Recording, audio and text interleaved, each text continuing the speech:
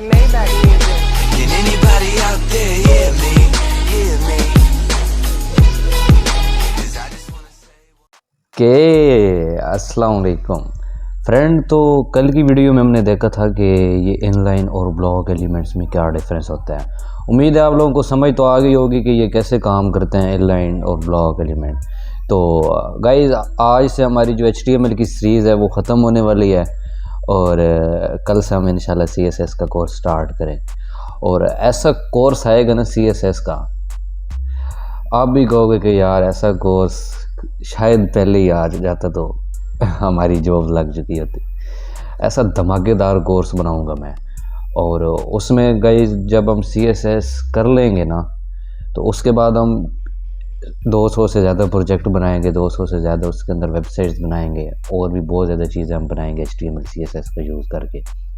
और जब हम CSS कर रहे होंगे तो उसके अंदर भी हम 50-60 प्रोजेक्ट करेंगे। तो इस कोर्स को बिल्कुल भी मिस ना करना यार। मैं अपना 4 साल का एक्सपीरियंस में आपको बताऊंगा कि कौन सी चीज़ें कैसे यूज़ की जाती हैं और एक रियल कंपनी में किस तरह प्रोजेक्ट के ऊपर काम किया जाता है, क्योंकि मैं खुद कर चुका हूँ। तो क्या करते हैं, VS कोड के अंदर जाते हैं, यहाँ पे जाता हूँ और आज आप लोगों को कुछ और टैग्स के बारे में बताता हूँ। ठीक है, तो मैं यहाँ पे क्या लिख लेता हूँ, मैं यहाँ पे लिख लेता हूँ लेजेंड। अब आप लोग कहोगे ये क्या है, मैं यहाँ पे लिख लेता हूँ अदर टैग। ठीक है, .html और एंटर किया मैंने। इसको मैंने बंद कर देता हूँ, इसको भी बंद कर देता हूँ, शिफ्ट और 1 दबाता हूँ मैं और एंटर मारता हूँ। तो यहाँ पे क्या लिख लेता हूँ, यहाँ पे मैं लिख लेता हूँ कुछ भी लिख लेता हूँ यार, मैं दिलावर खान ही लिख लेता हूँ इस बार। ठीक है, और मैं क्या करता हूँ, इधर जाता हूँ, एक हेडिंग भी ले लेता हूँ, this is web HTML and लिख लेते हैं। ठीक है, HTML एंड। और अब आज जो मैं आप लोगों को टैग्स बताने लगा हूँ ना, उनका यूज़ क्या है देखते हैं। मैं बना लेता हूँ फॉर्म। ठीक है, ये जो मैं बताने लगा हूँ ये फॉर्म के साथ काम करते हैं। और इसके अंदर मैं ले लेता हूँ इनपुट्स ले लिया मैं और इसके अंदर कुछ भी दे देता हूँ, प्लेस होल्डर लिख लिया मैंने, एंटर यूर नेम और एक BR भी ले लेता हूँ, 2 BR लगा लेता हूँ ताकि वो स्पेस भी बनी रहे। एक और इनपुट ले लेता हूँ, यहाँ पे लिख लेता हूँ एंटर यूर ईमेल। ठीक है, और मैं क्या करता हूँ, इसको राइट क्लिक करता हूँ, ओपन विद लाइव सर्वर के अंदर मैं इसको ओपन कर लूँगा और ये यहाँ खुल जाएगा जो हम लोगों ने वहाँ लिखा है। ठीक है, तो अगर मैं चाहता हूँ कि मैं फॉर्म के अंदर यहाँ पे ऊपर एक बॉर्डर सा चाहता हूँ, ठीक है, जिसको हम क्या कहते हैं, जिसको हम फाइल सेट कहते हैं, मैं क्या करूँगा, इसके अंदर आऊँगा और इनपुट्स को यहाँ से उठाऊँगा, कट करके यहाँ पे एक मैं टैग लूँगा फाइल सेट। ठीक है, इसके अंदर मैं जैसे ही इसको पेस्ट करता जाऊँगा ना, यहाँ पे आऊँगा और ये देखो इसके ऊपर ये बॉर्डर सा बन के आ।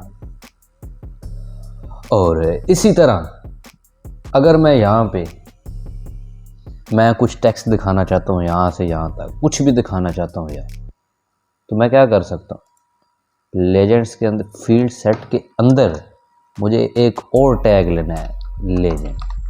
अगर आप चाहते हो कि मैं यहाँ पे कुछ भी दिखाना चाहता हूँ फॉर्म के बारे में कि ये फॉर्म क्या है, किसका है, रजिस्ट्रेशन है, लॉगिन है, यूनिवर्सिटी का है, जिस रिलेटेड भी आप यहाँ पे कोई भी मतलब देना चाहो तो यहाँ पे आप दे सकते हो।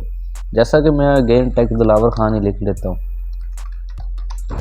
ओके, सेव किया मैंने और यहाँ पे आया तो ये देखा टेक दिलावर खान आ गया। कैसा लगा आप लोगों को ये टैग? उम्मीद करता हूँ कि आप लोगों को ये बहुत ही अच्छा लगा होगा। तो अब बढ़ते हैं आगे टैग।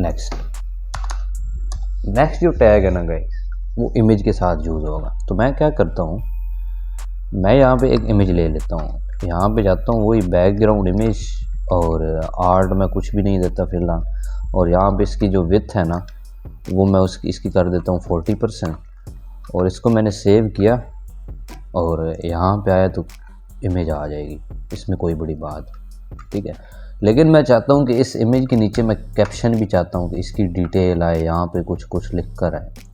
वो उसे क्या हम कहते हैं, उसे हम कहते हैं कैप्शन। ठीक है, मैं क्या करूँगा, इस पूरी जो इमेज है ना, इसको एक फिगर टैग के अंदर रखूँगा। फिगर के अंदर रख के इसके अंदर इसको पेस्ट करूँगा। उसके अंदर मैं एक और टैग लूँगा, फिगर कैप्शन। अब इसके अंदर मैं कुछ भी इसका कैप्शन दे सकता हूँ, जैसे कि वेब डेवलपमेंट। इसको सेव किया मैंने, तो ये देखो इसका कैप्शन नीचे बन कर रहा। तो ये जो टैग है ना, ये हम कैप्शन के लिए यूज़ करते हैं। ये जो फिगर कैप्शन है, तो ये आप लोगों को पता होने चाहिए। जितनी भी टैग्स बता रहा हूँ, कल को अगर आप किसी एडवांस यूज़र का कोड देखो तो आपको बिल्कुल भी कंफ्यूजन नहीं होनी चाहिए कि ये टैग्स क्या है। इसीलिए मैंने आपको ये सारी चीज़ें कवर कराई। और अब बात कर लेते हैं एक और टैग। वो टैग क्या है? डिटेल्स। अब डिटेल्स के अंदर मैं लिख लेता हूँ, कुछ भी लिख लेता हूँ, जैसा कि मैं लिख लेता हूँ व्हाट इज़ वेबसाइट। और इसको मैं सेव करता हूँ, यहाँ पे आता हूँ, तो ये देखो व्हाट इज़ वेबसाइट आ गया। लेकिन इसके नीचे अगर मैं चाहता हूँ कि इसको कोई कोलैप्स करके इसको पढ़ सके, तो यहाँ पे एक टैग होता है समरी आ गया। इसके अंदर मैं कुछ पैराग्राफ ले लेता हूँ, लोरेम 10, इसको ही मैं कर लेता हूँ। ठीक है, यहाँ पे आया तो ये देखो मैं क्या करता हूँ, इसको इस समरी टैग के अंदर इसको रखता हूँ। इसको इसके अंदर रखा और यहाँ पे क्या लिखा मैंने, डिटेल। तो ये क्या होगा, व्हाट इज़ जो वेबसाइट है ना, वो ऐसे आ गया और उसके नीचे उसकी डिटेल्स है।